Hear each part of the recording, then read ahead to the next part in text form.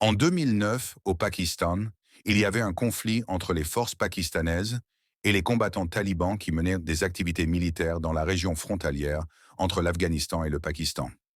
La situation entre les deux pays était très tendue et les médias rapportaient quotidiennement les affrontements violents dans certaines villes.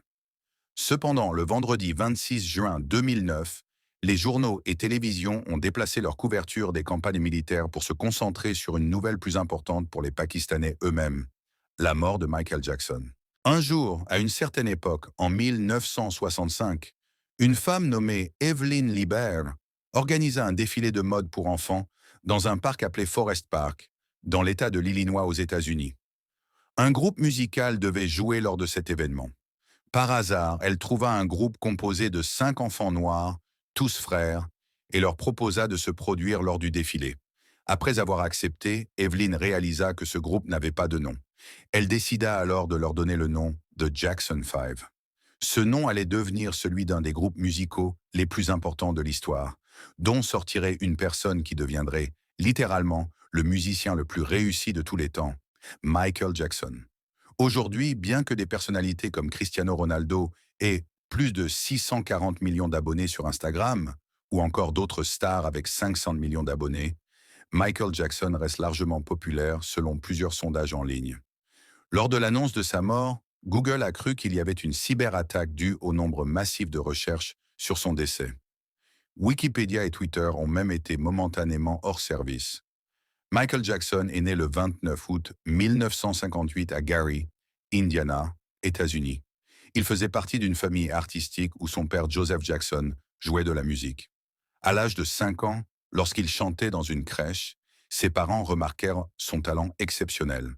Son père décida alors que Michael serait le chanteur principal du groupe familial.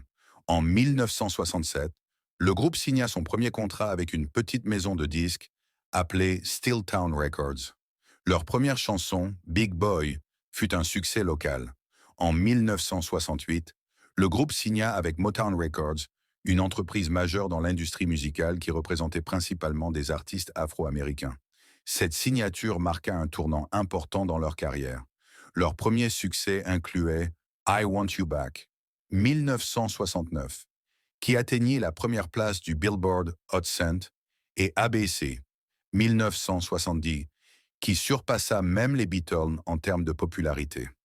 Malgré leur succès initial, le groupe Jackson 5 connut des difficultés.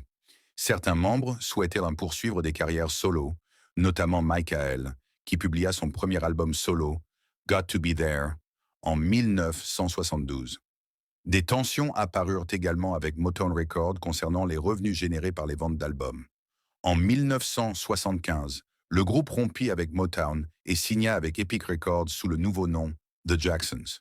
En 1979, Michael Jackson sortit l'album Off the Wall, produit par Quincy Jones, qui marqua une nouvelle ère dans sa carrière.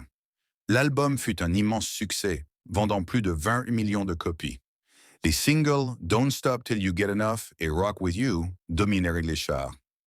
Le 30 novembre 1982, Michael Jackson sortit l'album Thriller, considéré aujourd'hui comme l'album le plus vendu de tous les temps, avec des estimations dépassant les 100 millions de copies. Il remporta 8 Grammy Awards en une seule nuit, un record historique.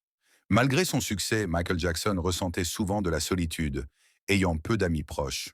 En 1983, lors d'une performance de Billie Jean à Motown 25, Michael introduisit ses mouvements de danse emblématiques, notamment The Moonwalk. En 1984, pendant le tournage d'une publicité Pepsi, ses cheveux furent accidentellement brûlés, ce qui lui valut une entrée dans le Guinness des records pour le salaire d'une campagne publicitaire. Les années suivantes furent marquées par des controverses médiatiques, notamment des rumeurs sur son apparence changée, ses choix de vie et ses préférences personnelles. En 1987, il entama sa première tournée mondiale solo, Bad World Tour, qui battit plusieurs records.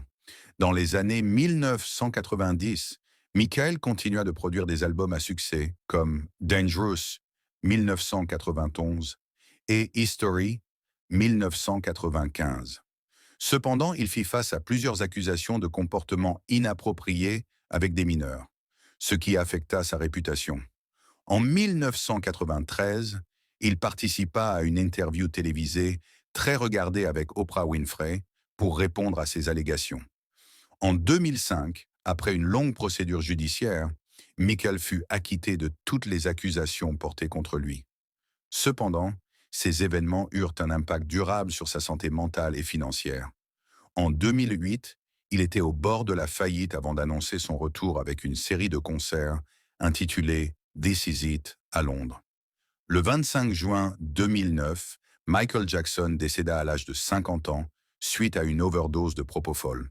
Sa mort choqua le monde entier, provoquant des interruptions majeures sur Internet en raison du nombre colossal de personnes cherchant des informations.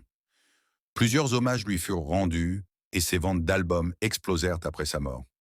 Même après son décès, Michael Jackson continua d'influencer l'industrie musicale et de battre des records.